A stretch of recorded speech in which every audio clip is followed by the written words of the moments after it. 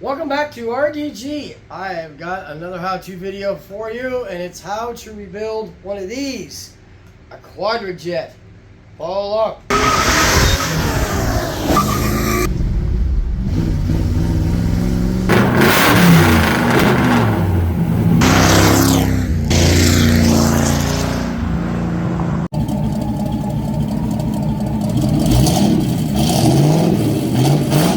Now, this is a Quadrajet, also known as a Q-Jet, also known as a Quadrabog, terrible carburetor that everybody thinks sucks, right? Well, those people that shoot it down usually don't know what they're doing and screwed them up. Like the person that was the previous owner of this carburetor, who thought it'd be smart to put a bumper bolt where the vacuum port's supposed to be. And I bet you he said this carburetor sucks. Anyhow, this is a Quadrajet. I looked up the numbers on it. I don't know if the camera will focus in on this. See the numbers right there? Right there. Those tell you what the kind of carburetor, what this actually came off of. And this baby was originally on a 1979 Chevy truck with a 454. Because let's face it, there wasn't any cars with a 454 in 1979. Now, what did that mean for differently? It's still a 750 carburetor, which I can tell you they actually had 850 Quadrajets on a few cars in the 70s. This one here was given to me by a friend who was a total LS guy. I didn't know what to do with it. And so I thought I would show you how to rebuild one of these. And first things first, we're going to start disassembling this mess. And I think the very first thing I'm going to do is get the bumper bolt out of the back of it. And hopefully they did. It's not very far, so hopefully they didn't screw up the threads for that, because that is a 1/4 inch MPT pipe plug. And that, I'm pretty sure, is not. That looks like a 1/2 inch bumper bolt to me. And that ain't cool. So let me get that out of there and we'll get going. How's that? So, you're not going to need a lot of special tools for this this rebuild. Mostly Phillips head, a flathead screwdriver. You will need a punch, and the reason why you need a punch is to get this pin out, this roll pin out, or just push it back far enough so the accelerated arm, this is the accelerator pump arm here, can come loose, and so you can get this linkage off in order to take the base plate off. This here is what it does is when your air conditioner turns on, this little thing pushes out like that, and it bumps the idle speed up a little bit. Ooh, excuse me, shouldn't be drinking beer before this. And what it does is it bumps the idle speed up a little bit, so and to compensate for the AC compressor dragging down the engine a little bit. I have a Walker carburetor kit. This is the part number there, 15601C. I got this from O'Reilly's. O'Reilly's. They're not a sponsor.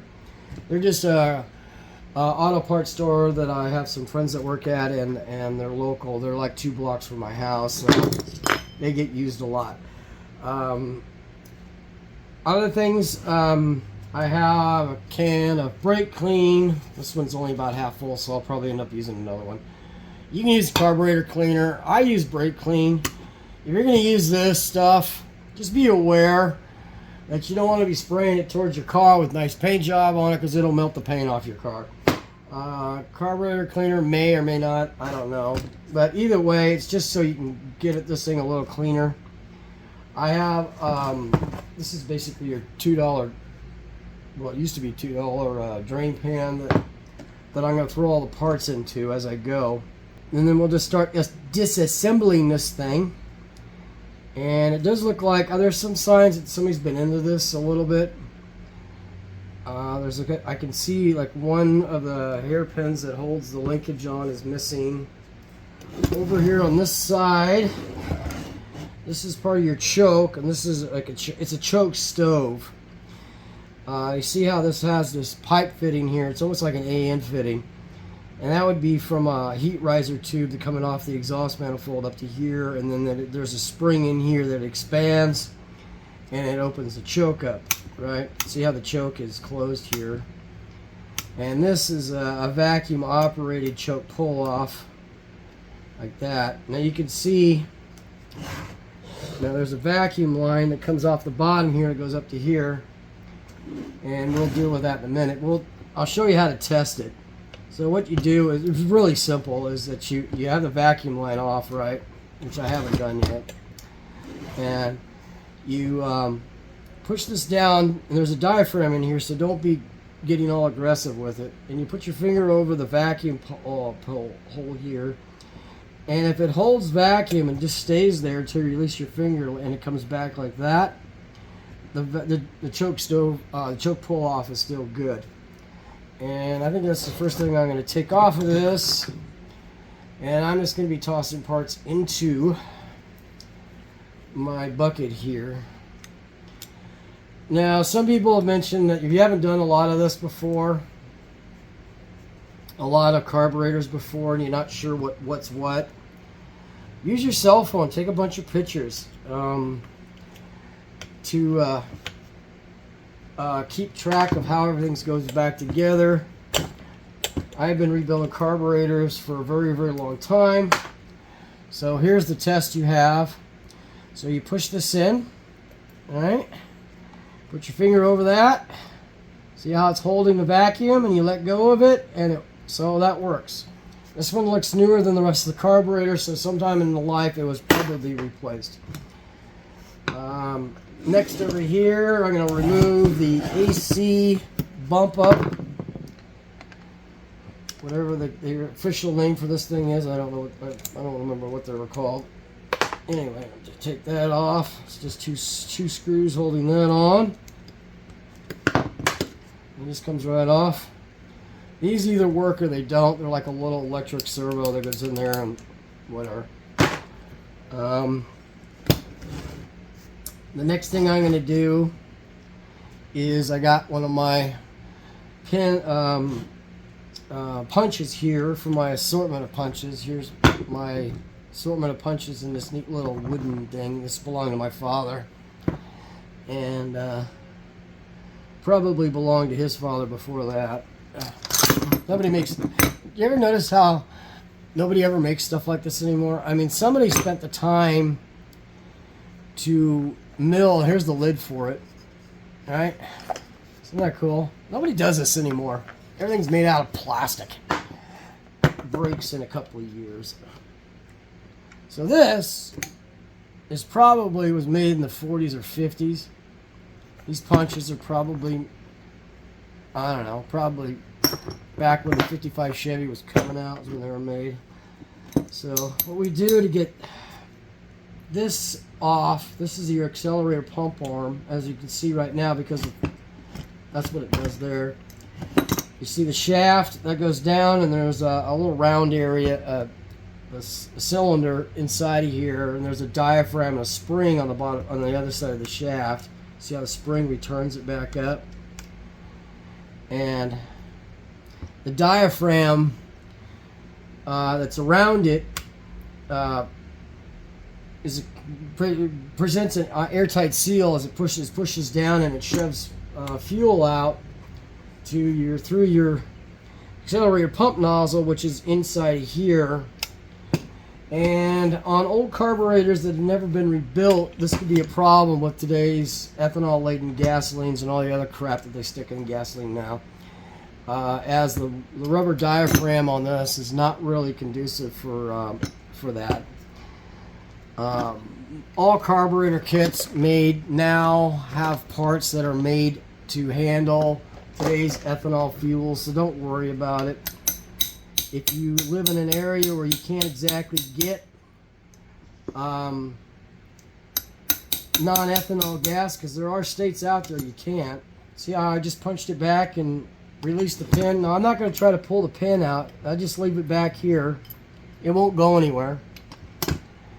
This the accelerator pump arm comes right off, and then you just untwist the arm from the rod, and the rod comes off. It's got a little what do you call it? It's got a little divot on it that sticks out just right, and you have to have it in the right position to get it out of the throttle linkage here. This is your throttle linkage. This is where your throttle cable would have been connected. Here was probably the cruise control, and down here was probably the kick down for it as well, if it had one. Now, being a 1979 454 carburetor in a truck, it most likely had a Turbo 400 behind the 454. Alright, so we got those two pieces off. We got this linkage out and this linkage off, and now what allows us to do next is to take the lid off. And there are a couple of hidden screws that we got to be aware of, and they're in here. You see them? Oops. So like, see the screws that are inside of there? Those, don't forget those, and don't be prying on top of this, trying to get it off.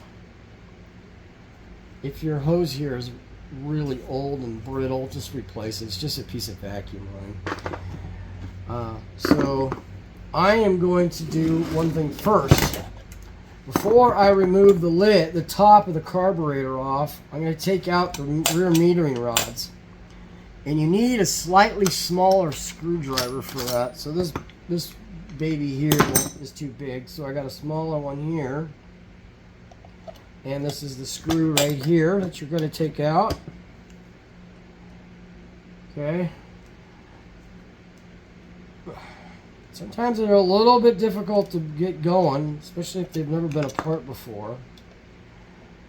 Alright. And this one's being a little bit stubborn.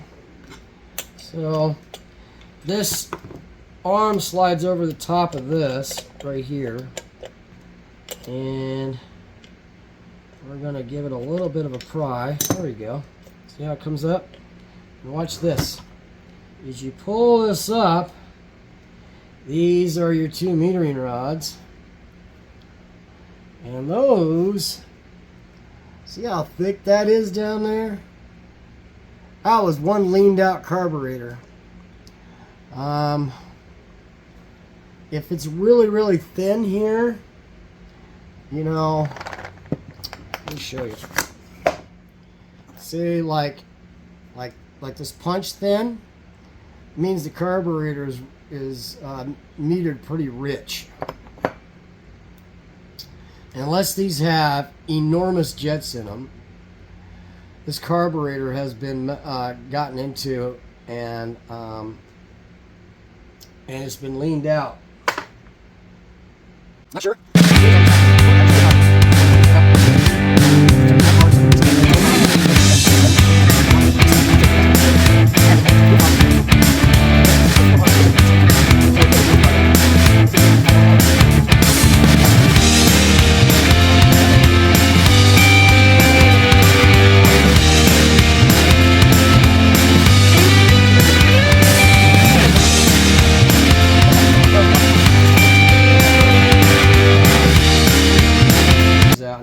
These two in here.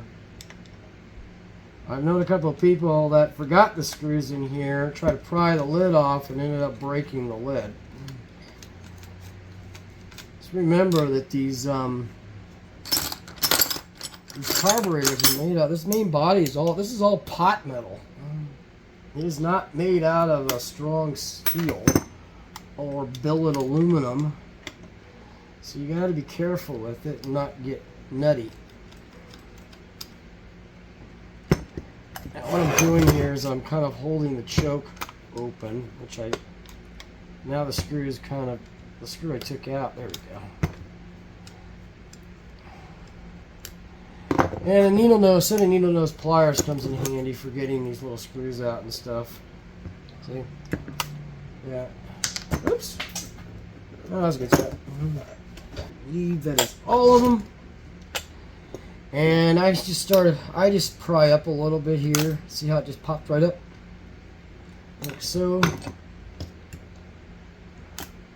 If it doesn't want to come up, oh yeah, there's one other thing I forgot. The choke rod goes to the choke plate. It's got to come off the choke itself. So before I can lift the lid off, and the way to do that is to oh boy, that is, there you go. Take this little arm off. It pops off the choke blade shaft. And you can take this off.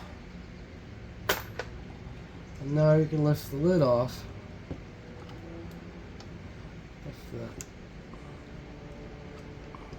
Come on, you. The choke rod's wanting to catch, so. Something else catching on it. Nope. See how it's just being stubborn is what it is.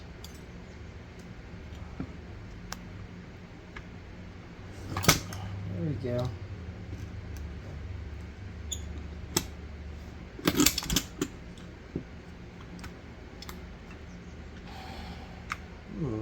There you go. So there's the you want to be careful because you have the primary metering rods here. This is your accelerator pump that I was telling you about, the little diaphragm right there. You can feel it. It's like this thing is like hard as rock. So it's probably had a ridiculous lean out. It was probably hard to get the car to move off of a stop. These are air bleeds here, here, and here to let air into the jets and mixed with the fuel before it goes into the engine. And what goes through the engine past the jets is actually a mixture of air and fuel already, and these are the air tubes that allow that to happen. So we're gonna, this whole mechanism here is just above this top gasket. You can see the gasket just was old and hard, and this carburetor has not been apart in decades. Who knows how long it sat on my friend's shelf as he played with LS engines before he was going to throw it in the scrap pile and asked me if I wanted it. So just be careful. This is you don't want to throw this whole thing away. Some carburetor kits come with this whole mechanism here. Other ones just have part of it. Now they'll have they might have a new washer up here that holds a spring. Some of them just have the plastic piece here with the new diaphragm, and so you don't want to throw any part of that away until you're sure. I'm going to pull this out.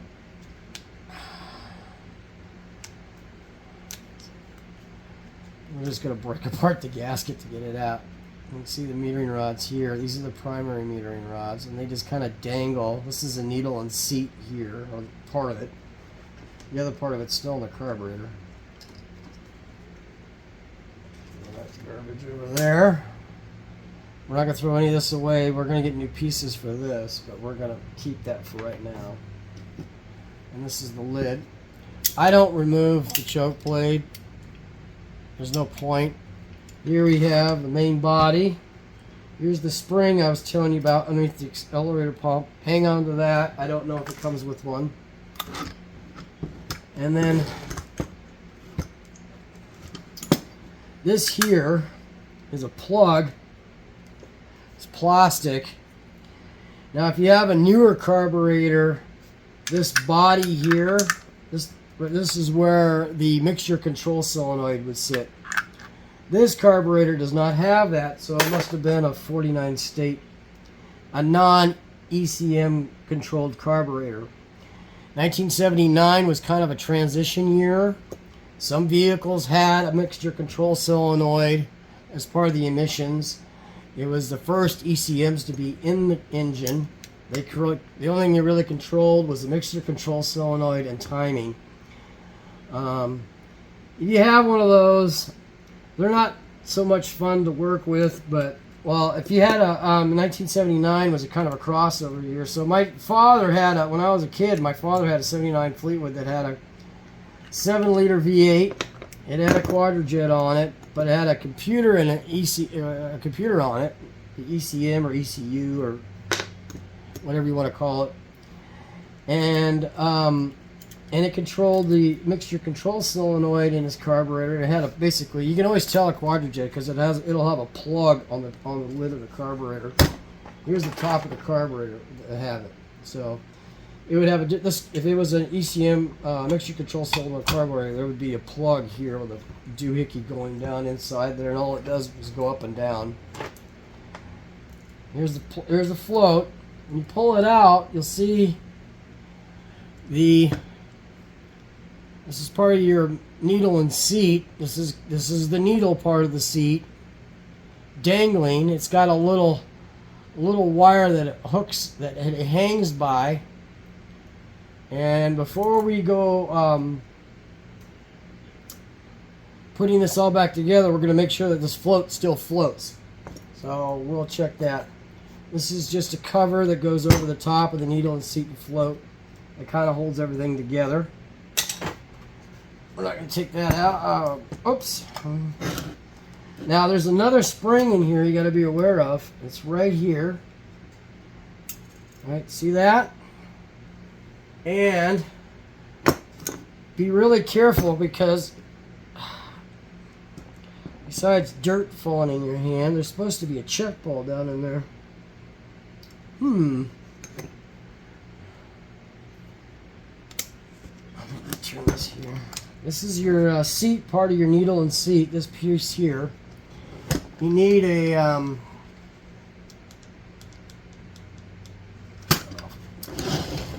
pretty good sized screwdriver to get it out. This one's actually loose.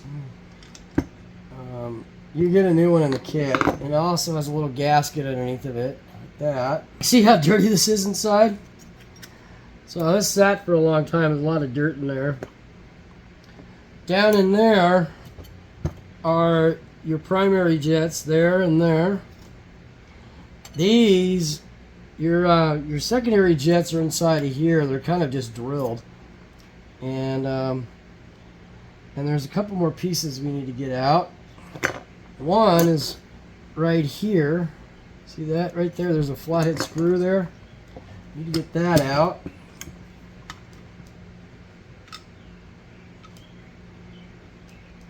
And the only reason why I'm pulling this out is so we can clean inside of it. Oh, wow, that's just super loose. I expected everything to be super tight on this old carburetor, but everything is super loose for some reason. Underneath this little screw here, right? In here is the check ball. You don't want to lose that, because not all carburetor kits come with it. So it's like a little ball bearing is all. And it acts as a check ball. It goes up and closes off of a valve in certain situations, which is what you want. Now we're going to take the base plate off. Oh, there's that rod that we've been trying to get out for the choke. It just falls out. There's not a lot of screws that hold the base plate on a Quadrajet. This one only has 3. If you have a Holly, they have is up to 8. The good thing about these is none of these, like a Holly, hang over your plenum of your intake manifold in danger of falling into your intake manifold and being sucked down the carburetor to destroy your motor. And get this one there.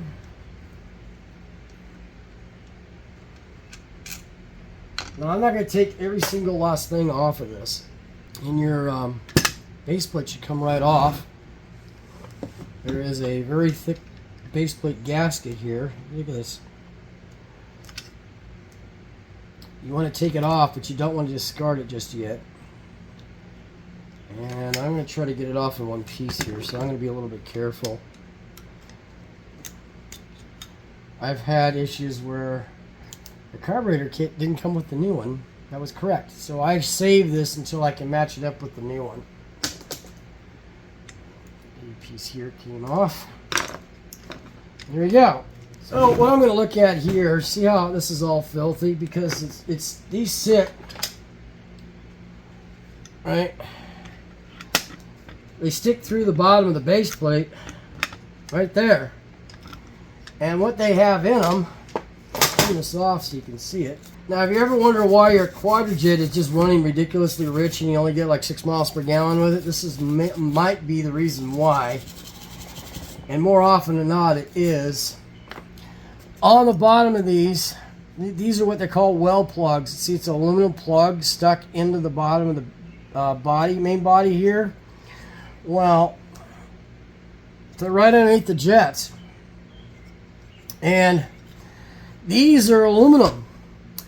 The main body is pot metal. Well, aluminum and pot metal expand and contract with heat at different rates, and eventually these will start leaking on you.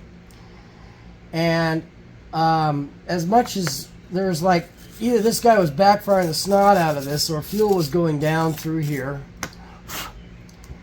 And we'll fix those.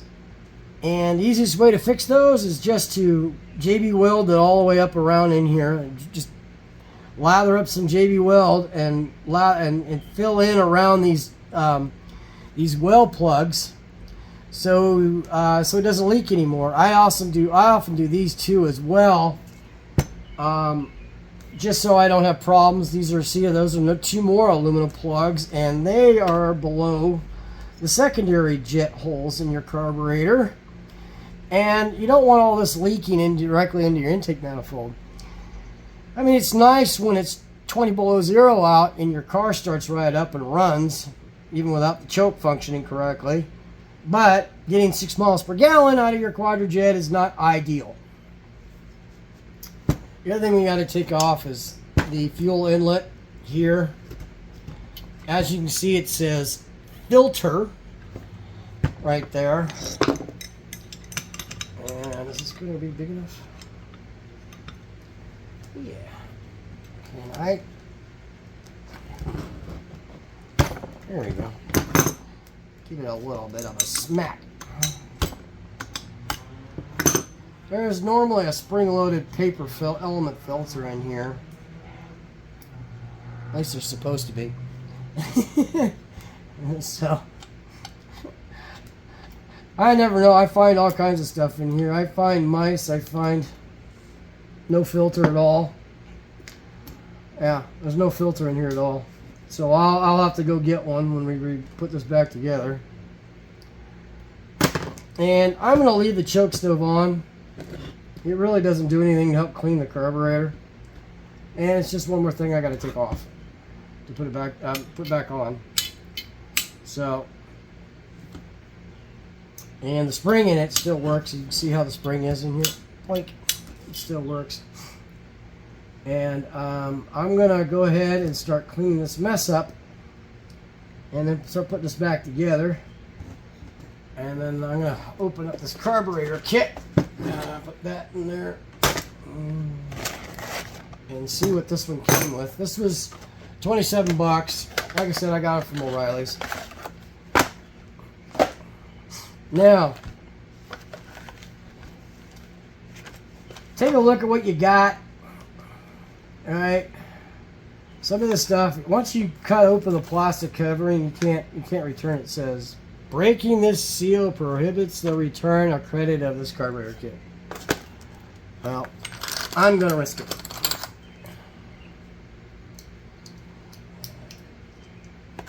So, there we go.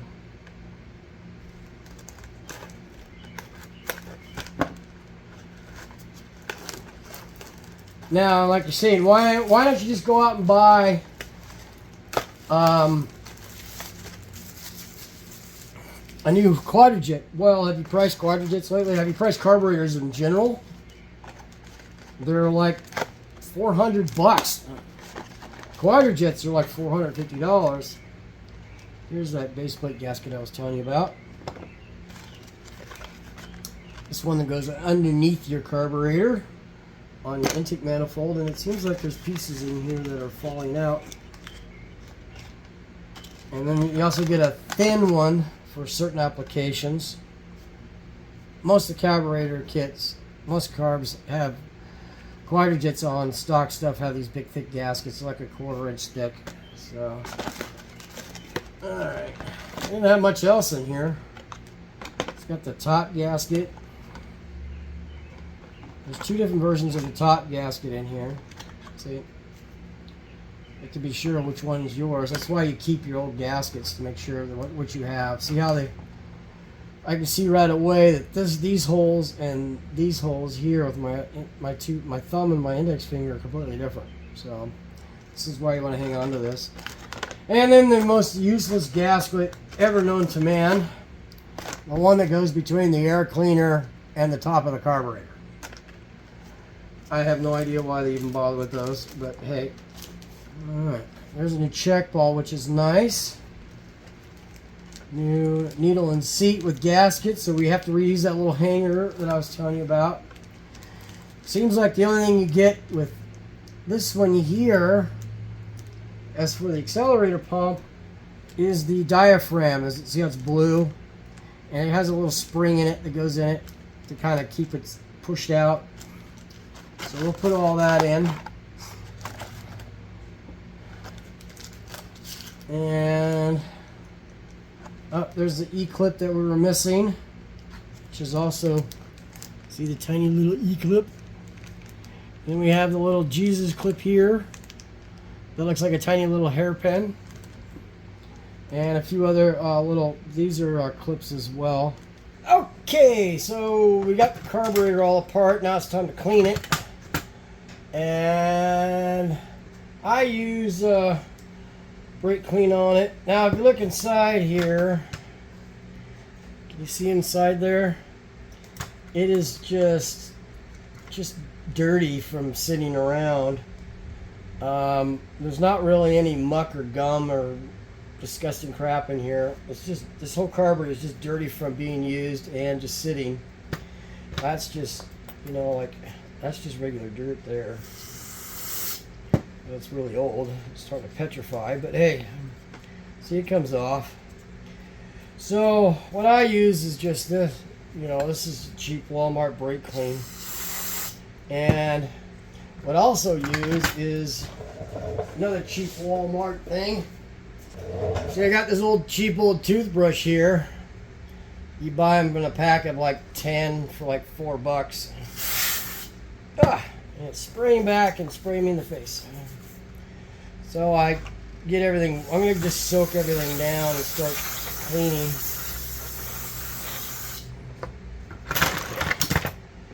You could like go get a gallon can of Berryman's Kim Dip if you want your house and your garage to smell like a chemical waste dump for a month. And if you ever get that crap on your clothes, well, forget it.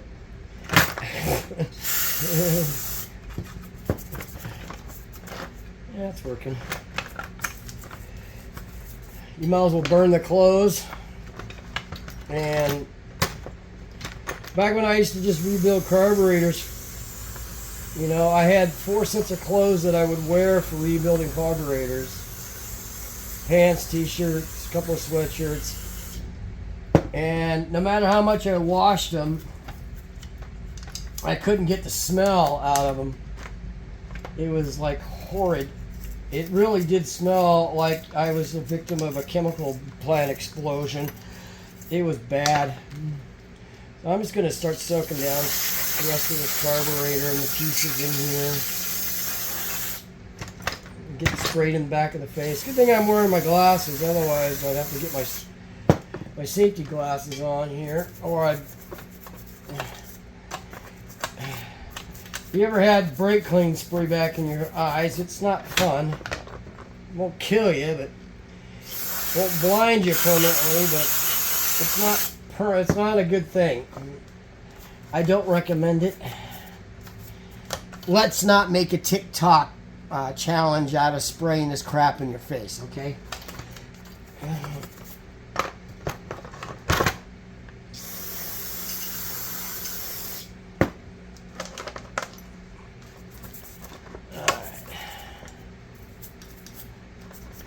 I'll probably just speed up the footage from here. Just trying to get the muck off. I'm not going to make this like some sort of show quality carburetor here. I just want it to work.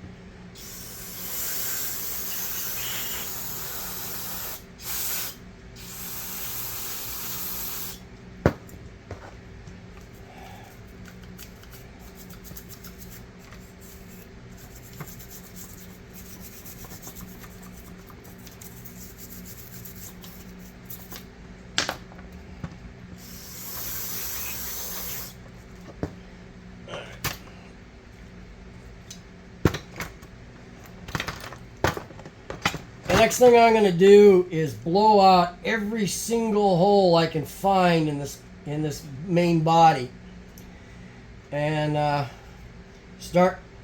That's a screw hole. See? Those are jets and reading rod holes. See how the dirt's coming out? This is an air bleed hole here.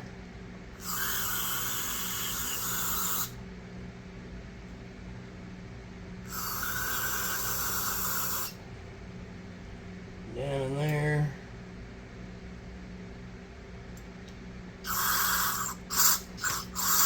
That's where the jets come out.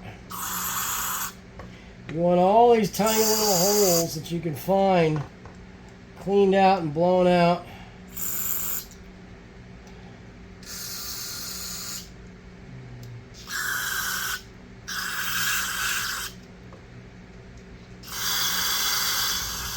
See that? Those two holes there go to the accelerator pump down there. So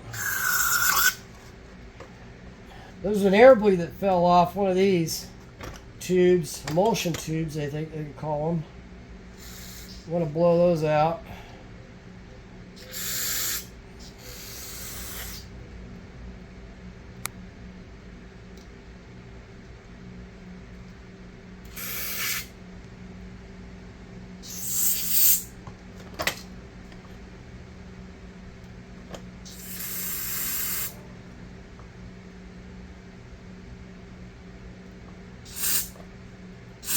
Yeah, that got me in the face.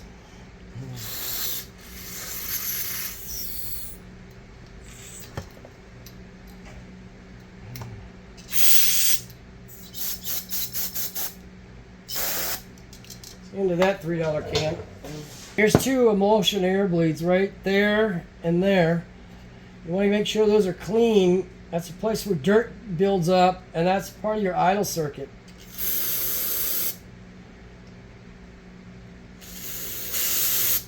There you go. And when I'm spraying up here, it's actually coming out of these tubes here. Alright. That one's pretty clean. I gotta clean up this base plate a little bit. Now I got so much brake clean now in here, I don't really have to spray it anymore. I just use my toothbrush in the puddle.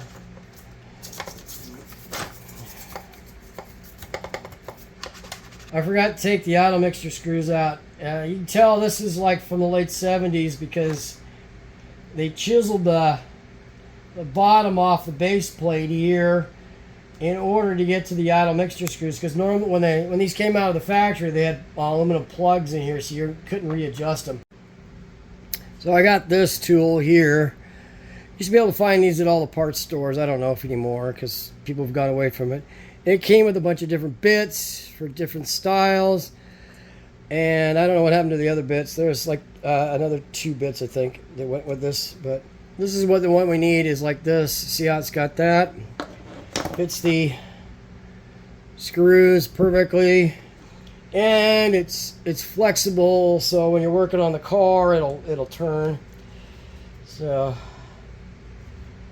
it's like 4 turns on each one of these. Okay. Now that I got the screws out, I'm gonna blow out the idle mixture screw holes. So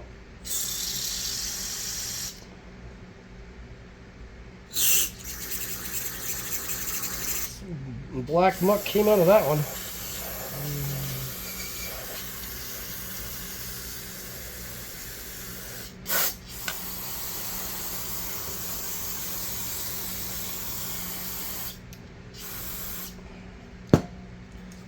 Well, that's about as clean as that one's going to get.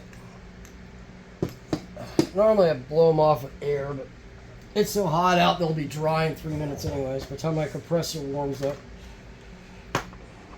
Now I'm going to clean all the rest of these parts up as best I can. I'm going to stop the video right here. We've got it disassembled and we got it cleaned. And now I'm going to put it back together in my next video. If you like these kind of videos, please like and subscribe. If you have any questions or comments or whatever, if you have different ideas on how to do this, please let me know. I will answer all the comments that I get that are somewhat logical that I can answer. So please let me know, and then we'll get back to this next week. Well, I'll have it put it back together for you, and I'll show you how to do that. There's going to be a couple of tips on how to put it back together to prevent it from like leaking all over the place inside your intake manifold and getting crummy gas mileage, and fix the bog problem, which this carburetor shows that it probably was bogging as well. And I'll show you how to do those two things. The two most problematic problems with the carburetor, these Quadrajet carburetors, they're super simple. They don't take any skill or brains or anything like that, and you probably don't need any special tools really. So I'll show you how to fix those two problems next week. So tune in. Thanks a lot for watching. Have a good evening.